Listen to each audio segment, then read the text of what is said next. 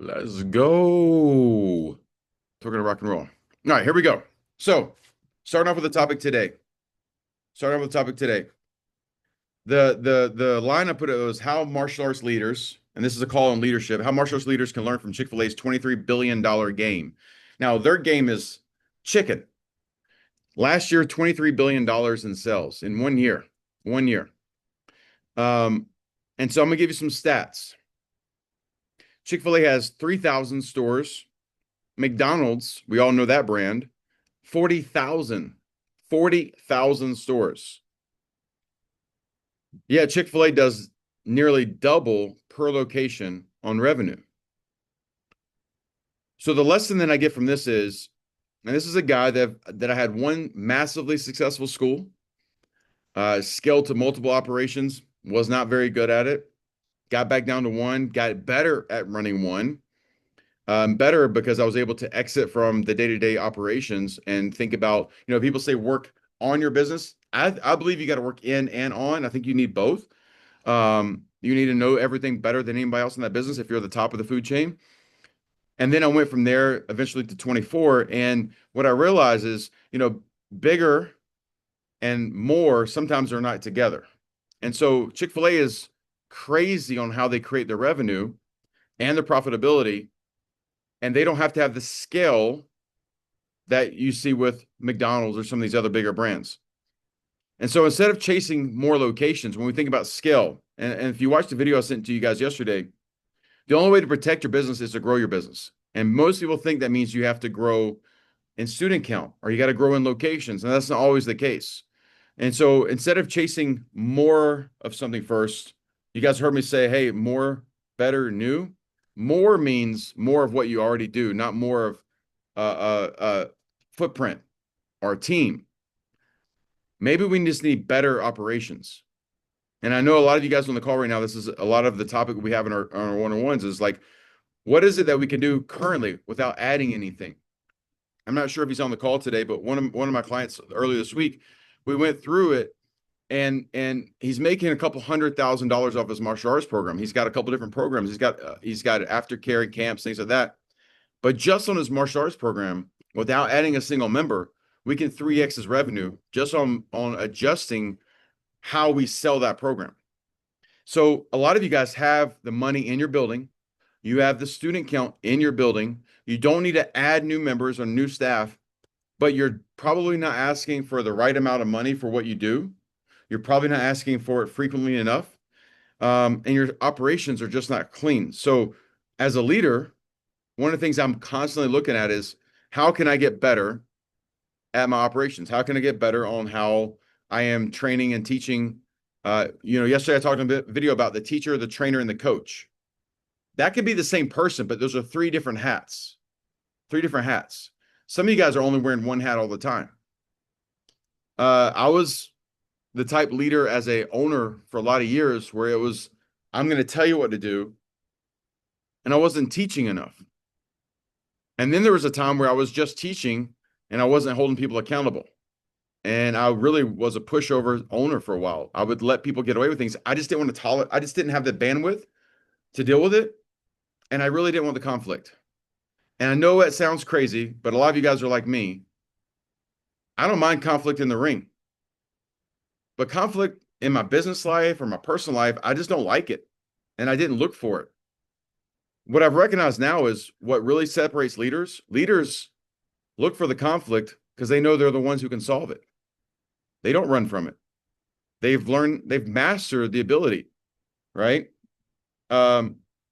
It's always confusing to me watching our world leaders and the conflicts they deal with and how they handle it.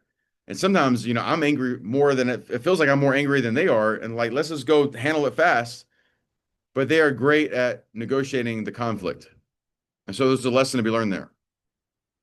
So the question or the challenge that I want to kind of plant in our minds here is how can you optimize? And this is a word that I put in here in my notes is how can you optimize per square foot of your mat space before you talk about a location two? A lot of times I think I wanted location two because I wanted bragging rights. I wanted my ego stroked.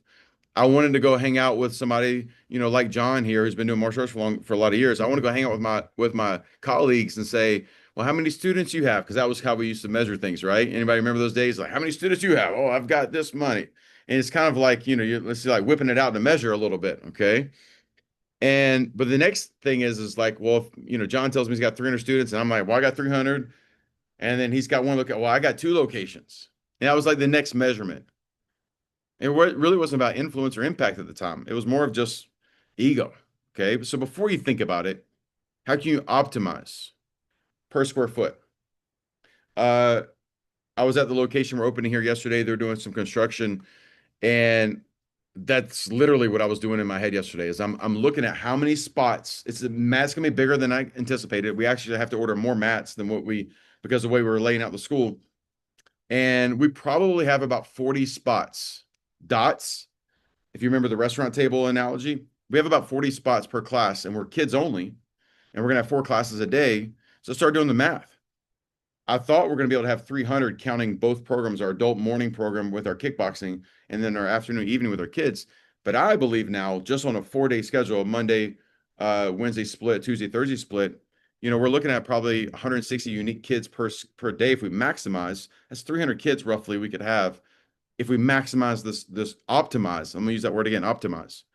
If you're doing that at a $300 value, one location is $1 million business. Okay, so next. If you've been to a Chick-fil-A recently, who's been to a Chick-fil-A in the past? Anybody in the past week been to a Chick-fil-A? John, you been in one in the past week? How about when's the last time you've been, John? 4 months ago, 5 months ago. Okay. You like Chick-fil-A? Don't like Chick-fil-A? But the first time I tried it, it was good. Okay. So is it new to your area? How about that? Yes. Okay. So Chick-fil-A's been doing an expansion. They've come to the West Coast. They're going more up north because they were Atlanta, local Southern company. Let me ask you this, John. When you went, did you go inside or did you go through the drive-through? I went inside. Okay. Did you watch what time was it, lunch or dinner time? Between it was like 2 o'clock my time. So This is a karate guy, guys. We eat at the weirdest times, don't we?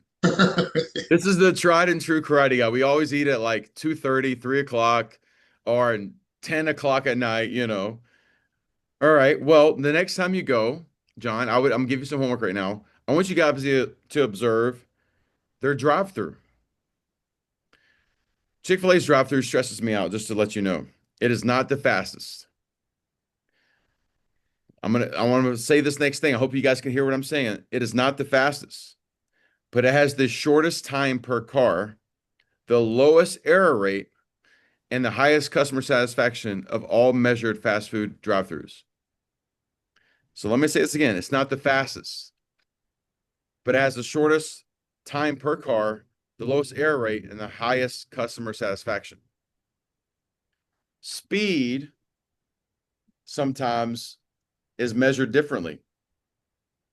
And I didn't, when I was looking at some of the data here, I didn't realize how they measure fast food restaurants and how much data there is when you look at the different fast food chains that are out there. Now living on the West Coast and now coming to the East Coast, there's another brand that I'll talk about in the future called In-N-Out, who I believe kills the customer service game. They're amazing at it. Okay. And I've fallen in love with them as much as I have with Chick-fil-A. So I'm going to say this again. Chick-fil-A has the shortest time per car, the lowest error rate, and the highest customer satisfaction of any fast food restaurant in their drive-through. I'm going to come back to drive-through in a minute. The lesson that I can apply to my martial arts school is, what is one part of the school experience that my customers they experience that I can systemize, perfect, and make it frictionless? One system that we have so we can be best of class in the martial arts school space. Chick-fil-A has mastered the drive-through. Crazy amount of people go through their drive-through. Matter of fact, if you pay attention to their drive-through, most of them have 2 lanes now. And I'm going to finish on about their drive-through here in a minute. But what is it? And I've got some examples of things that I'm thinking of right now that I want to be best of class. How about one is your intro lesson, how you onboard a brand new person. What if you had the best of class in all of martial arts schools that your process of how someone goes through an introductory course. A lot of you guys, I think you haven't put a lot of attention to your introductory course. You're kind of doing what's you just done for a while, and it's kind of become old hat. And you probably haven't tested your staff. Are they getting off course? Are they getting off script? Maybe they're winging it too much. What about this is one that I'm really excited about testing out a new theory and process with this one. But when people pick up their equipment, when you guys come to our pro shop, when you visit our school in December, and somebody don't let me talk about December here. When you guys come visit the school, hopefully the second one will be open by that time as well too. But you'll see that our bags are custom. You're going to see the experience of how we have boxes and gift bags with custom tissue paper for the experience of picking up a uniform or your nunchucks or your kamas or your bow staff will be different than the typical karate school that just takes it out of the bag that it came in and hands it to somebody. Can you be best of class in something like that? Remember, people at Chick-fil-A pay a premium for the sandwich, not because the sandwich is that much better. They pay a premium because how people treat them when you're there. People pay more for how you make them feel. What about your belt testing, your belt graduation experience? What about your class check-in when people come in? Is there one of these right now that you could have just the best of class and you can reimagine what you do right now? Just like Chick-fil-A has decided they're going to be the best in the world at fast food drive-thru. The question I ask myself, this is for me.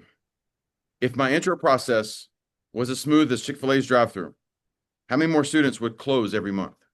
It's just a question. So best of class, we do a black belt testing experience of 6 months.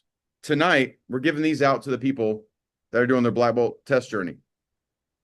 They're starting this month. They've signed their commitment forms. So we do a signing day. A lot of you guys follow that process. I wonder who invented it. But we do a signing day. And that's when they sign the commitment form. I've improved that process. We've taken it to the next level. And then each month they have a part of the process they test on. But this has their logo on it. It's a little journal book, and they're going to journal. But inside here, there's a card. This is what the card looks like, just to give you some concepts. So it's in here. And what this is we have in our logo, we have 10 wings, we have 10 belts, we have 10 tenets that we talk about. The resilience, discipline, respect, confidence, perseverance, integrity, focus, accountability, teamwork, and vision. Those are our 10 tenets. On one side of the card, these are called prompts. Okay. On one side of the card, it has prompts for them to think about what's beyond black belt, what's after black belt. These prompts are for the teacher to be able to talk about each month, to plant the seed for them to think about what is after black belt, because black belt's the first belt, not the last belt. But on this side, these prompts, they match the underbelts and they follow to mastery level. They're going to journal with the instructor each month, 2 topics. And so I'm going to give you an example. The first one we're going to talk about tonight, actually, with the students is, with every sunrise comes a new chance to rise forward. What challenge have you overcome just by stepping on the mat? And the focus we're talking about is resilience. Now, these kids are 10, 11, 12. We let them, we're not reading this. This is for them to journal. The next one says, rise, grind, repeat. What small choice have you made every day that is building your future? Discipline. So that's going to be the first month of July. They're going to journal on these. And that's what this book's for. Okay. Now think about this. You're talking about being best of class at something. I earned my black belt when I was 12 years old. In this next room is my belt sitting on the counter. Some of you guys have been to my house and seen it. Every time I move, that's pretty much the only thing I take with me. That was 32 years ago. I earned my first black belt. I wish I was able to journal my experience as a 12-year-old kid, because the 12-year-old Aaron didn't want it. The 44-year-old Aaron would love to read who I was at that person at that age and that point in life. This is a gift that we're giving them for their future. It helps us teach about what's beyond black belt. It's going to help us teach about, or teach themselves in the future when they look back, about who they became through their martial arts training. It's about building a relationship that's lifelong, life-lasting.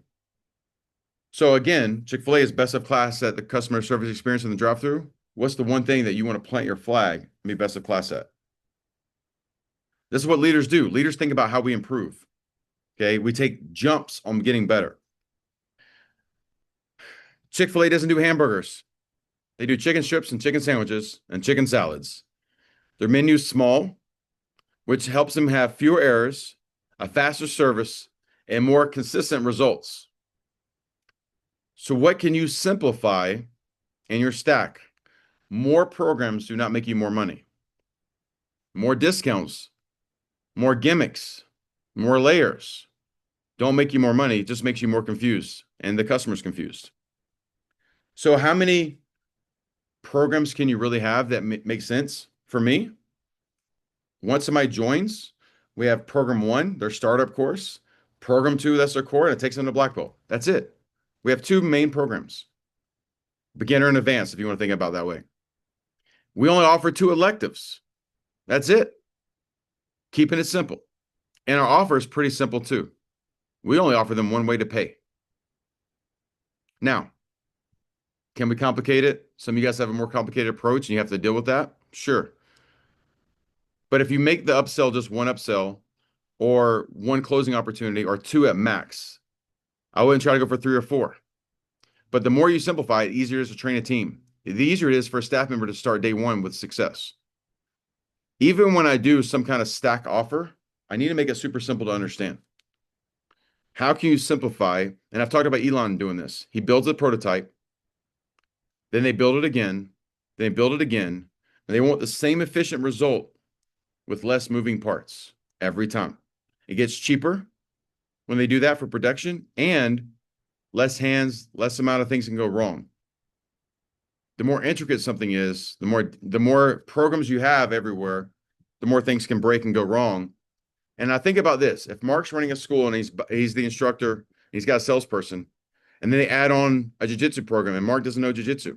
Then he adds on a Tai Chi program. He doesn't know Tai Chi. He's having to outsource these instructors.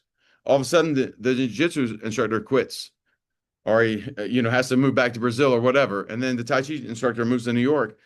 You know how hard it is to go find that kind of people that are specialized? And so you build something, lose it. Build something, lose it. Some of you guys have done this before. Anybody ever had a jiu-jitsu program, the jiu-jitsu instructor quit? And you have to go find, but it's a different tribe because they're like from a different flag, basically. And then you do it again. And it's just like, what the hell am I doing? And those students go with that instructor. More programs don't make you more money. How can you be simple to have speed and accuracy in your business? Next, perception versus reality. The wait time, actually, remember for this, I said Chick-fil-A has the shortest time per car, but they're not the fastest. They actually have the longest wait time because of the high demand. But once you're in, they're lightning fast. Once you get to the line and place your order, from then to getting food to the service, they're fast. So they time from when they get to your car till you get your food. They time from when you get to the register till you get your food. That they are fast at. But their long line in the drive-through makes them slow. And so once they get to you, they're quick, they're lightning fast. Now, the lesson I see is, guys, I think about restaurants when I think about this. Busy is good.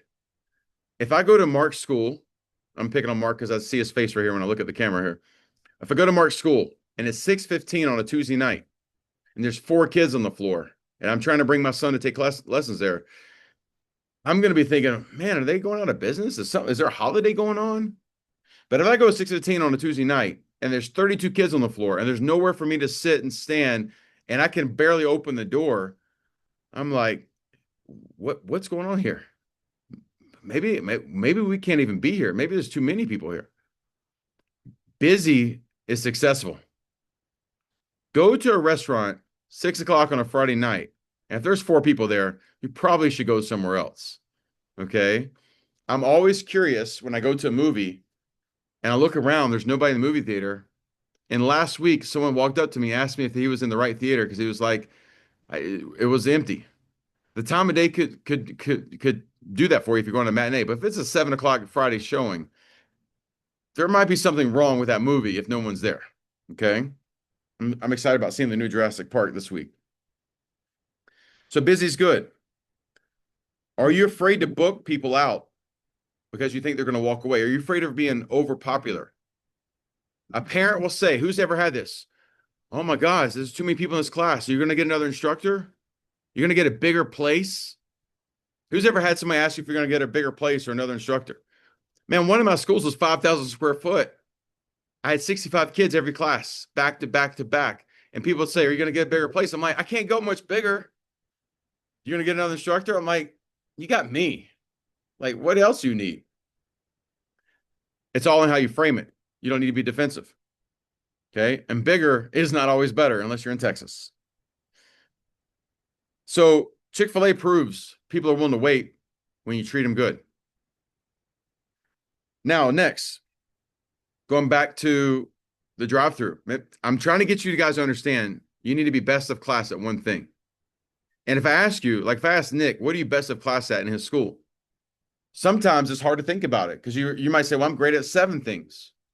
But what would you have the one thing? If I said you got to train everybody on one skill, what would it be? Everyone should have this in your head. What is the one thing?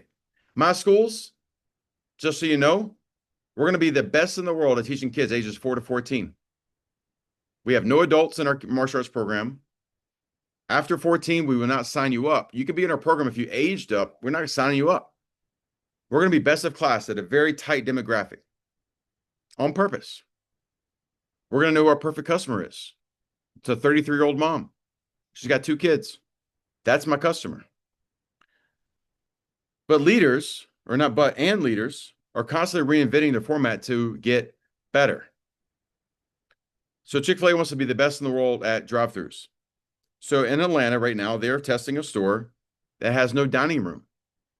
During COVID, they shut down their dining room. And a lot of them, honestly, they recognize they don't need it. They can do just as much money. So they're testing out one that has no dining room. It has 4 drive-through lanes, a second floor kitchen, conveyor belts, all to help with the design and the delivery for speed and service. So when's the last time you walked through your karate school and checked on how you onboard your class? What it looks like to be a brand new person, and they look around and they're looking for reasons to say the simple word no. Are you giving them reasons to say no? What part of your school is outdated just because you've gotten so familiar you don't even see it anymore? If you know the hole in the wall theory, okay, I would recommend you build a culture that everything in your school resells the benefits of what you actually stand for.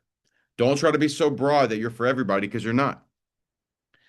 What about my owners on this call? You need to be rebranding your culture to your team. Do you have your staff wear bracelets with your sayings on it?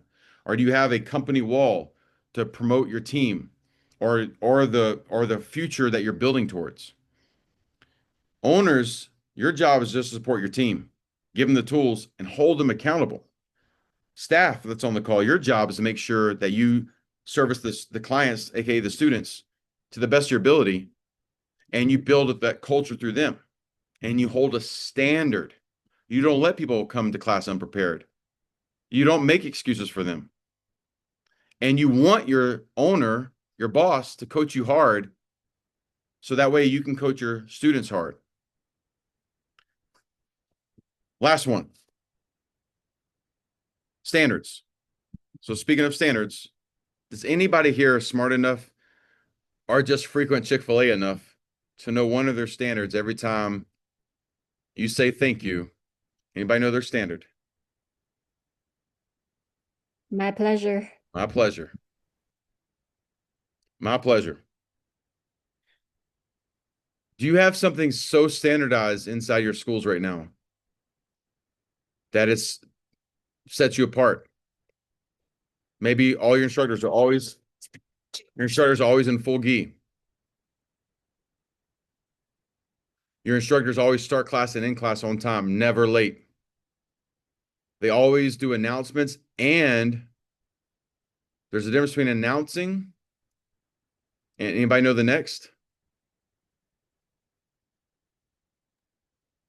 Telling. Promoting. A lot of guys at the end of class are like, all right, guys, hey, we got parents sent out this Saturday. That's just an announcement. Promoting is, hey, kids, who's got Nerf guns at home. Awesome. This Saturday, you versus me. Bring your Nerf guns. We're battling it out, right? I get them jacked. I get them excited. I promote. It is a difference. So you need standards inside your business from how you operate, from ownership down to the staff.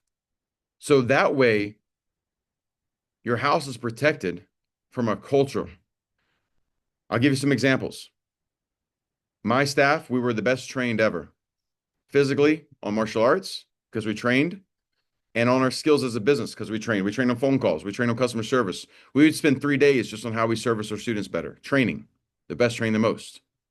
A phrase that we coined and a lot of schools have copied. So leadership's about repeatable excellence. You cannot expect your team to deliver at scale without training them on exactly how to show up. From how they greet a student to how they explain pricing. You need standards. That's how you have massive impact. So the questions I'm asking myself, because I study Chick-fil-A a lot, guys, and I eat a lot of Chick-fil-A. Can you map your experience from the customers step by step? Do you know where your friction points are? And I used to wear a bracelet that would say, "What would Jesus do?" Anybody remember those? What would Chick-fil-A do in business? How can you apply the principles of a $23 billion annual of all they do is chicken, best of class, at customer service, drive-through experience, and chicken? That's it. So I need to always be selling the benefits, always be selling while we are the right fit for them. I need to always be closing them on the next opportunity. I need to be, as the owner and the leader, always dreaming about what is bigger and better and bolder for me, AKA my staff, AKA my customer. I need to always be building myself first, lead myself first, because I can't build and dream good if I'm not healthy. And then I'll finish with this and I'll give you guys time for questions. How you transact, how you communicate will be the kind of people you attract. I'm going to say that again. How you transact, how you shop, how you communicate is what you attract. So if you have a student that you're complaining about that pays late, ghosts you on private lessons, they didn't call you and tell you they're not making it, shows up late for class, they're always late. Anybody have a student that's always 5 minutes late for class? Ask yourself, are you late for your appointments? Are you unprepared for your appointments? Do you pay late yourself for your responsibilities? And I know that all of us here have different things in life that sometimes are out of our control. I get that. But understand how you transact, how you communicate. And I will tell you, people respect honest communication. And so if you have customers that you don't respect because they're not treating you with the kindness and care that you're giving back to them, ask yourself with your other transactions, do you shop and buy a certain way and attract those kind of customers?